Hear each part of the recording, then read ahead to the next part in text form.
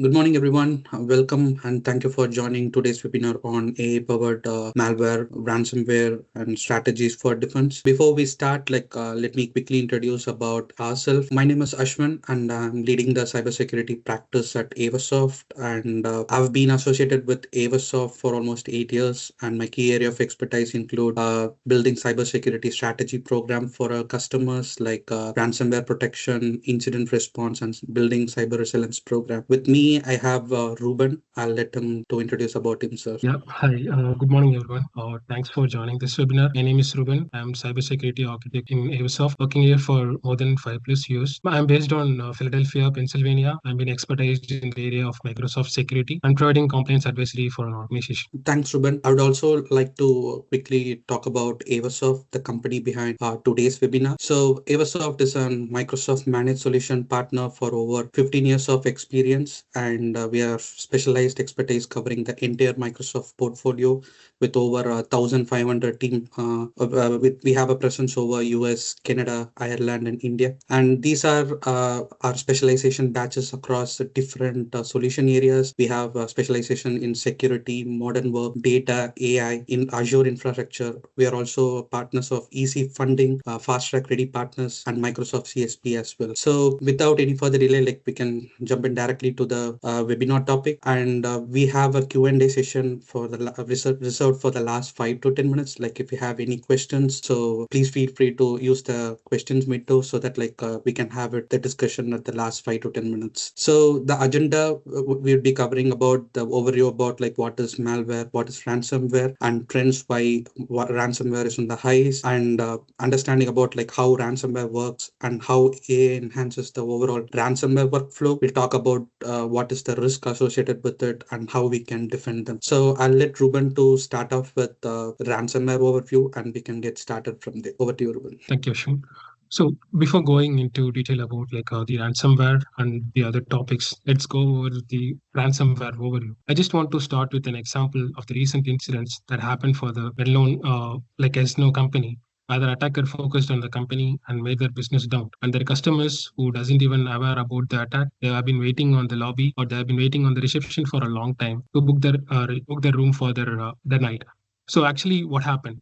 The business is completely get down, and the company may quite like a week or month to get back. So let's talk about what is ransomware and how it is being executed. Ransomware is typically a type of a malware which contains a piece of code, malicious code that is being executed on your system. The execution will happen based on the privileges that you have in your system. Based on the privileges, it will exit and expand the scope to the network level and other layers based on the access and permissions and admin roles you have on the each systems. So what will happen once after you get the malware code executed on your system? It will get all the data into its control. It will get locked, will get encrypted. What happens once after it's getting encrypted? The attackers or the person who actually made this attack get over complete control of your organization, and they will be demand for paying more ransom to get it back to as operated. So even though if you are paying for a complete ransom, there is not 100% surety where you will get your data back. Even though if the attackers is providing you back to the data, still the attackers have the backup of whatever the data you have. So there is a high chance you will be getting targeted again, and your organization will go back to the same kind of attack again. So during these days, as AI is being evolved, so these data are being used for having the more algorithmic structure of AI to attack and have a very strong ransomware attack for an organization or a company who are already been affected. Yep. And one more point I would like to add there is the common entry point for this kind of ransomware is usually through the phishing emails, and which creates a sense of urgency to make you to perform a particular action. So that that will allow them to get into the networks. And even though if you pay the ransomware, there is the a ransom for this attack, there is no guarantee that you get the data back, and still you'll be in trouble.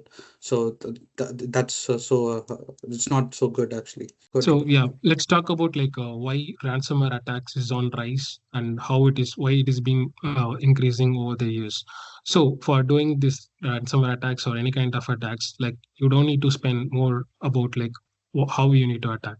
it's all like there are open source applications or open source technologies where you can able to generate on demand code by your own if you know the basic understanding of the cybersecurity and how the attack is been happening. And the reason is as increasing in the digitalization and the like companies adapted to use the digital operations, your attack vectors and attack surface was getting increased so that like attackers can easily enter into the systems by having all these digital systems into the places. And for attackers, there is no limitations for the business layers. Even if it is a small scale business, large scale business, or even a medium scale business, there is it's not a problem for them. It's about like how secure you are and how vulnerable you are and how easy they can able to enter into a system so that like they can get a ransom of how they want it. And the more importantly, the transaction is happening about the ransom, like it's not easy to track where it is going and how it is going and who is the end person, like who is getting the amount. So these are the high and key pointers why the ransomware has been raised over the years, and it is been going to rise having the AI within the place. So let's see like what will happen once after like your organization has been affected with the ransomware. Let's take a scenario like you have a like healthcare industry and your organization is affected with the ransomware. The first like your complete organizations will get to down, your operations will get affected, you can't able to operate like how you used to do, and you may face difficulty on the appointments of your patients, and you can't able to track the medicine records of how you used to do, and you can also can't able to retrieve the data because like you are completely dependent on the applications where you have been hosted, and your finance will get lost because like the ransom which the attackers is going to ask will be completely high of what you're going to get as in revenue, and your reputation will lose immediately. And like as your attacks will be published in all the social medias like how it has been affected, and like you lose the trust within your customers and the patients who are trusting you on providing the medicals and other records are confidential. And as a regulatory compliance, like if you are in a healthcare industry, you have to be followed and aligned with the standards, and you may need to pay for a fine almost like more amount of dollars that if you are not compliant with the regulatory standards or if you need to maintain. Yeah, and one more point I would like to add here is like out of the security incidents that happened for the last year, right, like 12 months. So that doesn't mean like the this organization is not completely unprotected or something like that. They have the security tools in place, but the commonality between the security attacks is right. So the common mistakes. So they are not configured in the right way. It needs to be configured. So they have the license purchase, the security tools are in place, but still the attackers can able to do a successful ransomware attack in the way like the so configuration is not made in the right way. So that's one thing like we need to be focused even though like we have the right tools in place. Okay. And to talk about like how AI enhances the malware and ransomware, like we need to understand like how the threat protection tool actually works. So the threat protection tool like will do and complete analysis of the logs, the network logs, the user action logs. It will log everything. So it will predict the outliers of this particular log and detects that as a suspicious activity and reports to the SOC team. So this is how the traditional threat protection tool works. When it's an introduction to AI, right? So what it does is like AI adapts to the nature of logs and understand the pattern of networks and user actions, and it adapts the and mutate to the actual behavior, and it is difficult to for the threat protection tool to detect the suspicious activity with an actual activity. So in this case like the attacker can persist their access even though and it's become undetectable with the security tools. So that's advanced the AI is. And also the execution, like nobody needs to be an expert in overall security to do execute a successful attack. If they know the basics of how things works and networks works, or how internet works with a simple English, like they can go warm GPT. It's similar to chat GPT without any restriction. So they can just put in the prompt and get the code and any execute that attack. So the speed of attack and the sophistication of attack, everything is comprises, and that's how like the AI enhances the overall attack flow here. So preventing with one particular solution is not enough to the modern day security landscape. So for that, like we would need a layered, multi-layered defense, right from identity security, endpoint security, and data layered security is the solution that we would need to have. So with that, like Microsoft has this platform where called Microsoft XDR, which allows a different set of tools to protect against the threat protection. So we can move on to the next thing, like to understand about what would business require to protect and how Microsoft ecosystem supports that layered defense kind of strategy there. So, when we are talking about layer security or layer defense, it's all like we need to be focused about the zero trust layers. It's all starts with identity, endpoint, applications, data, infrastructure, and the network. So let's see like how Microsoft is providing this layered security and layered defense by the commonly used applications and the layers by all the organization. It starts with applications, like all the organizations will be using and relying on the applications where they'll be having a different kind of classifications of the Office application, which will be used for their personal communication purpose, and they'll be using and relying on third-party applications where they'll be using for HRMS and LMS platforms. And also, like they'll be developing the custom applications for their own operations. So this is based on the applications on how they depending on, and these applications that and identity or the users are going to use that application. So there are two different categories of users, will be like internal users or external users, and those users, these applications will get executed on the devices. So these are the connected systems. If you go for any organization, people will be using main commonly layer as the layer like identity, devices, and applications. Let's see how Microsoft is providing security on each of the layers. For identity security, like we have like Microsoft Entra and Microsoft Entra external ID for protecting the identity level security and configurations for doing the conditional access and all other security configurations.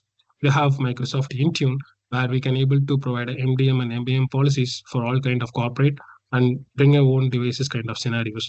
And for applications and the data which has been reside and maintained inside the applications, be having the Microsoft Purview to maintain the compliance and security of the data which is being protected inside the applications on whatever like we are using it. And also like we have a continuous monitoring and continuous remediation scenarios and a solution which has been provided by Microsoft for each layers that has been defined here. For users and identity, we have a Defender for identity. It will have a continuous monitoring about the identity and behavior and the analytics of the users on what kind of data they have been using and where the login footprints are going to happen. And for devices, like it has the vulnerability scanning and the patch management on how the device is and how compliant the device is, and what are the remediations that you need to take if there is any malicious code or malicious application have been executed on the devices, on how it needs to quarantine the device and take a remediation actions. And for data and the application that is being used and the data loss and other scenarios, we have a Defender for Office apps, Defender for Cloud apps, and Defender for Cloud to protect all the infrastructure and network level security. And as a combination, if you want to enhance your security, every layer which we are talking about, it needs to be connected. So that comes like the Microsoft Sentinel. Microsoft Sentinel will connect all the identity devices and application and all other zero trust layer into the Microsoft Sentinel and consolidation, and where we can able to scrutinize the data or the logs or how we need to get, and we can maintain the one single consolidated way and see like where the data has been moving and how the attack has been happening and how the privilege escalation has been happening between the each layers, so that like we can have a very good understanding and very good overview about the infrastructure and the overview of our security landscape, and we can able to determine where the attack is going and how it is happening. If we want to remediate, we can able to quickly fix or quickly identify where exactly we need to focus. So Microsoft Sentinel, it provide the complete like overview of like how our organization security posture is. And also like Microsoft has been providing security copilot which will help by having all this layer connected, can able to see if you enter like what happened for the particular user, it will automatically provide you like these are the places this particular user is being logged in, and these are the places the attacks have been happened and the malicious code have been executed, and these are the layers like that the data has been compromised. You can able to see everything in one single page. That it's a more benefit and more like time saving process when you are doing the troubleshooting scenarios. And also like one more point to emphasize about the co-pilot here, right? So AI base to defend against an AI based attacks and use AI for defense purpose. We wanted to have the correlation between the data that is happening on the endpoint, identity, and office apps and the data. So we need to have the correlation between these things. So having the consolidated one platform approach brings all the correlation into one single umbrella. With that, like AI, like a Copilot, have more contextual data over the security things happening, so it can relate the events correlated with the endpoints and group the users who are having the similar threat pattern. So in times of investigation, it gives us an upper hand for the security operation team to detect and respond to any security events in a faster meantime. So that gives them advantage of using AI in the defense mechanisms as well. Yeah. And one more advantage of having the consolidated experience is like adopting to the licenses. So if you have any of this license like E5, EMS E5 or E3 or EMS E3, right? So Microsoft comes, most of these license suites comes with these products. So if you can get a complete advantage of these things. So if you go for, if you are an enterprise, like you can adopt for E5, or like you are a small business, like which is less than 300 users, you can opt out for business premium license. So with that licensing, you get most of this security features combined built in. You can not just about the security, also for the modern work and productivity tools comes with this license.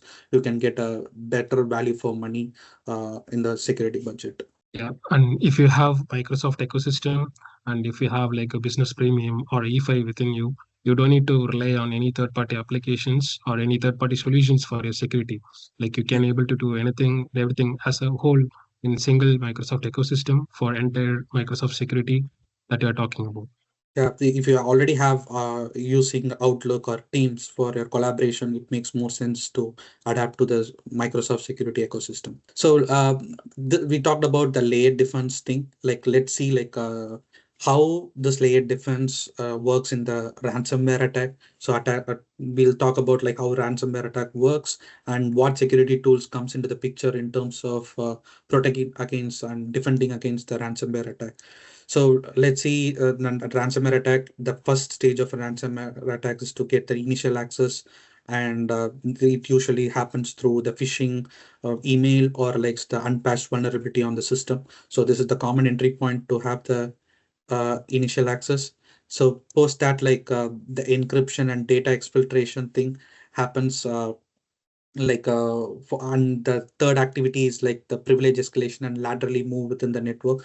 These are the three stages of major stages of the ransomware attack. And to prevent against this, for the first stage, like Microsoft has Entra, Intune, and Defender suites to defend against the initial access part. And then we can use Intune and Endpoint for the second layer of data encryption and data exfiltration. We can have policies configured to, if there is any pattern of data encryption happening, so we can defender for endpoint can immediately spot that and stop that action. So that kind of, it just not only detects it, it also responds and automate on the remediating that ransomware attack. So it has smart intelligent enough to do that activity too.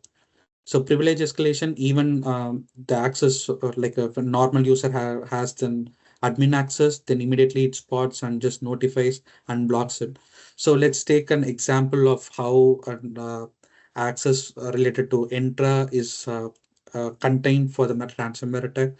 So let me take this example. So again, the combination of internal user, external users, and the corporate device or personal devices comes into the play.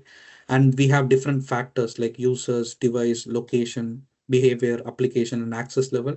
And we have the resources like Office apps or cloud apps and the customs as well.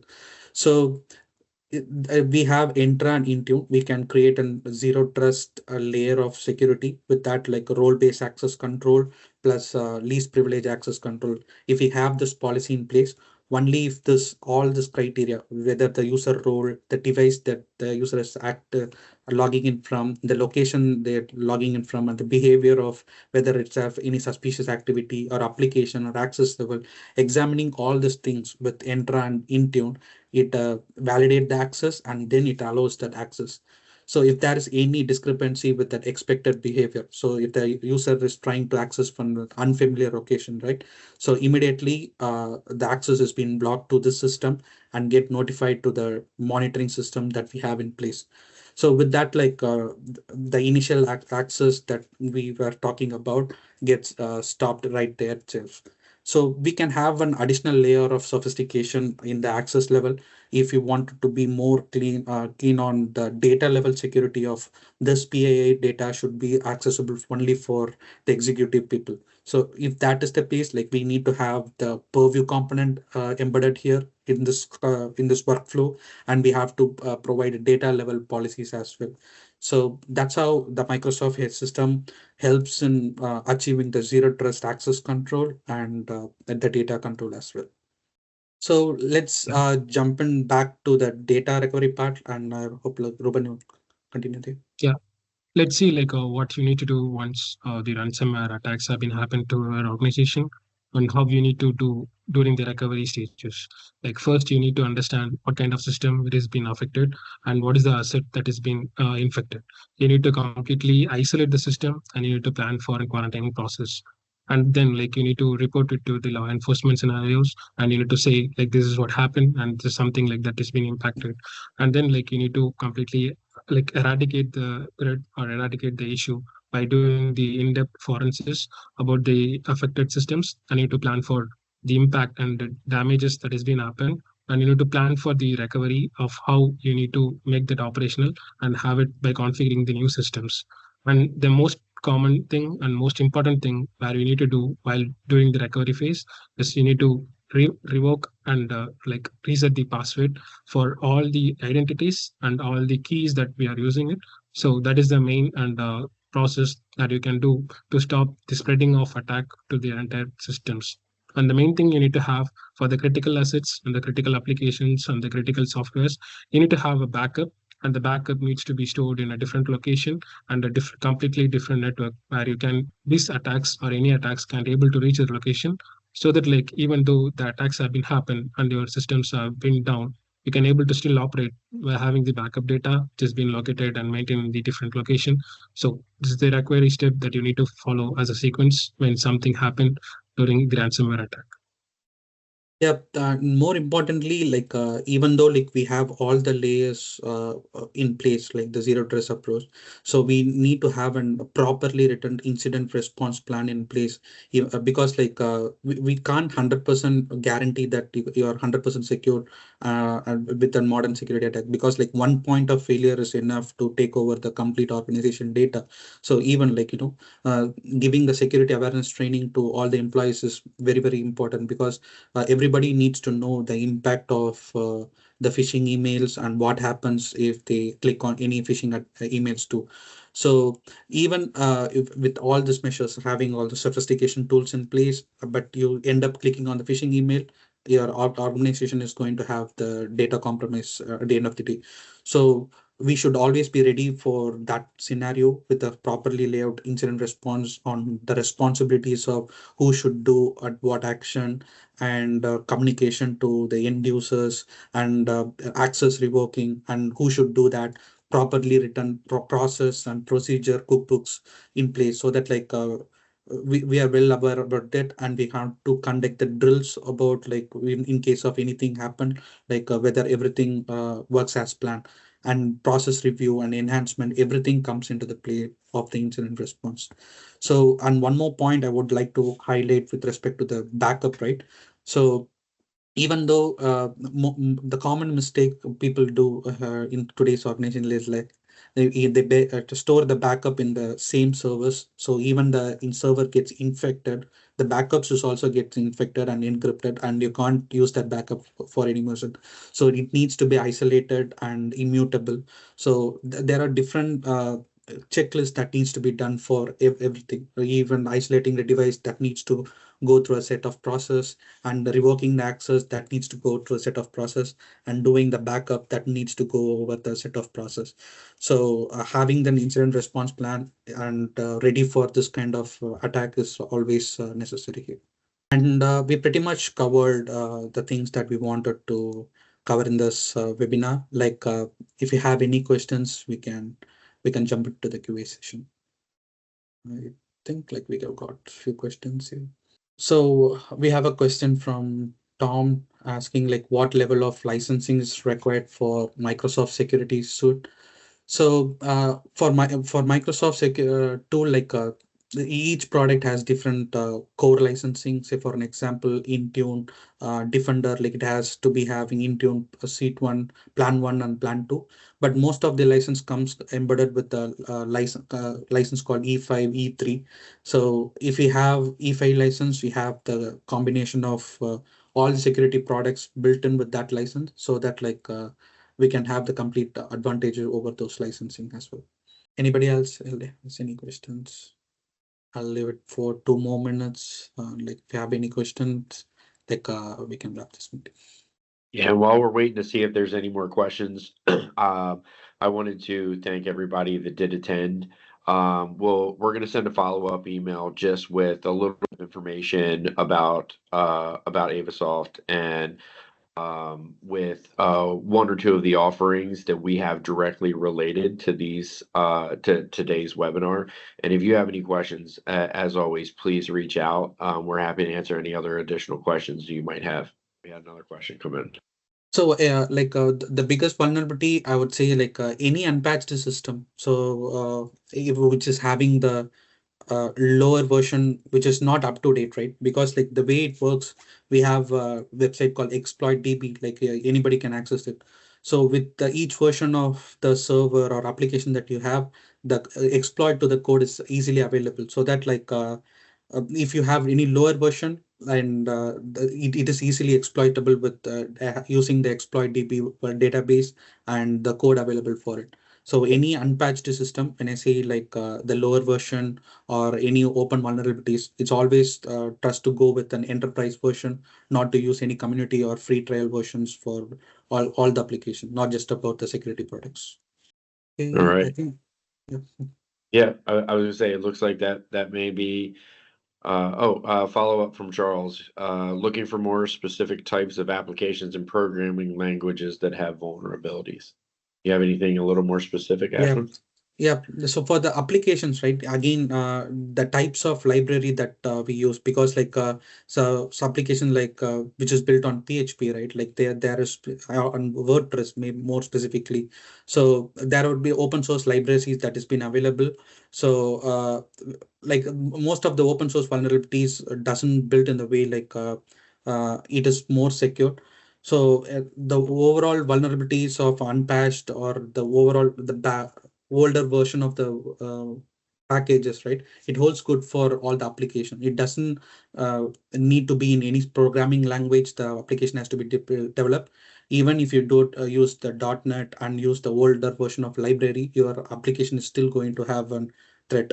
And even if you go with any React or node-based application and uses the open source older version of vulnerability, it's still going to have the vulnerability there.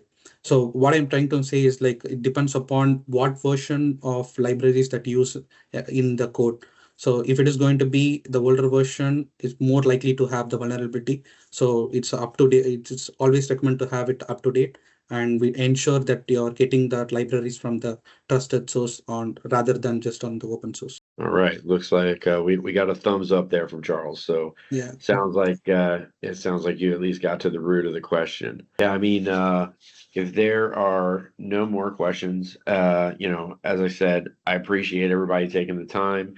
Recording will be available online, and within a day or so for you to be able to view if you want to come back and see any of the content.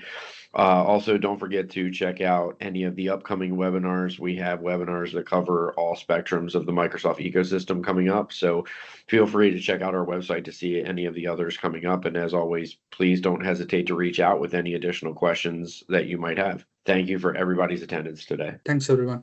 Thank Bye. you. Thank you all for your